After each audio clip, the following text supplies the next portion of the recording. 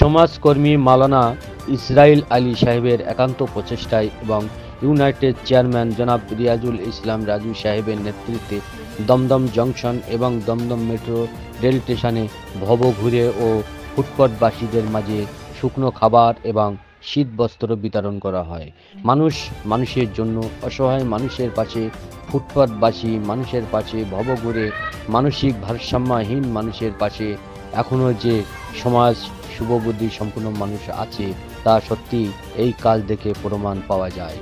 United social ফাউন্ডেশনের প্রতিষ্ঠাতা chairman সমাজকর্মী রিয়াজুল ইসলাম রাজু তিনি মানুষের সাথে মানুষের পাশে থাকার প্রয়াস এগিয়ে নিয়ে যাওয়ার লক্ষ্যে কথা বলেন এবং আপামর মানুষের দোয়া ও আশীর্বাদ প্রার্থনা করেন।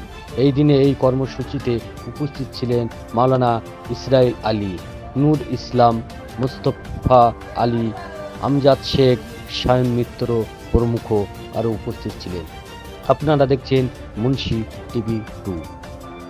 আজকে আমরা দমদম স্টেশনে প্ল্যাটফর্মের বিভিন্ন জায়গায় যারা ভবঘুরে আছে তাদেরকে আমরা আমাদের যথাসাধ্য মতো আমরা কম্বল এবং শুকনো খাবার আমরা উপহার দিলাম। কারণ এই শীতের সময়ে কৃতার্থ মানুষের স্বার্থে তাদের জন্য আমরা এখানে এসেছি। এখানে আমরা ছাড়াও আরও অন্যান্য অর্গানাইজেশন তারা দেখলাম যে তারা কম্বল উপহার দিচ্ছে, দেখে খুব ভালো লাগলো। তো আজকে আমরা এখানে এসেছি, আমাদের বছরের শেষ সেই দিন থেকে শুরু হয়েছিল। 31শে ডিসেম্বর থেকে আমরা শুরু করেছিলাম। আমাদের বছরের শুরুতেও 2024 সালে আমাদের সেই কাজটা আমরা অব্যাহত রেখেছি এবং এই কাজ আমরা শুধু বছরের শেষ বা শুরুতে নয়, 12 মাস আমরা মানুষের সাথে মানুষের পাশে থাকি এবং আমাদের ক্ষুদ্র প্রয়াস আমরা কাজ করে চলেছি।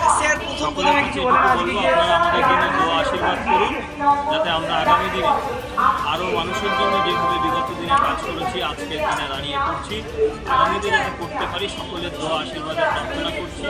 আমরা সকলের কাছে আবেদন করছি যে আপনারা দোয়া আশীর্বাদ করুন, আমরা আগামী দিনে যাতে মানুষের পাশে থাকতে পারি। আজকে আমাদের দমদম প্ল্যাটফর্মে দেওয়া হলো, আগামীতেও আরও বিভিন্ন জায়গায় দেওয়া হবে, বিভিন্ন কর্মসূচি আমাদের আছে। তো আজকে আমাদের যে সকল ভাইয়েরা এসছে, আমাদের মোহাম্মদ ইসরাইল ভাই আছে, আমাদের মুস্তাক সাহেব আছে, নূর ইসলাম সাহেব আছে, আমাদের আমজাদ শেখ আছে, সায়ন মিশ্র আছে, আমরা পুরো টিম এসছি। আগামীতে সকলের কাছে আবারও বলছি আপনারা আমাদের জন্য দোয়া আশীর্বাদ করুন যাতে আমরা মানুষের সাথে মানুষের পাশে থাকতে পারি। সকলে ভালো থাকুন, সুস্থ থাকুন।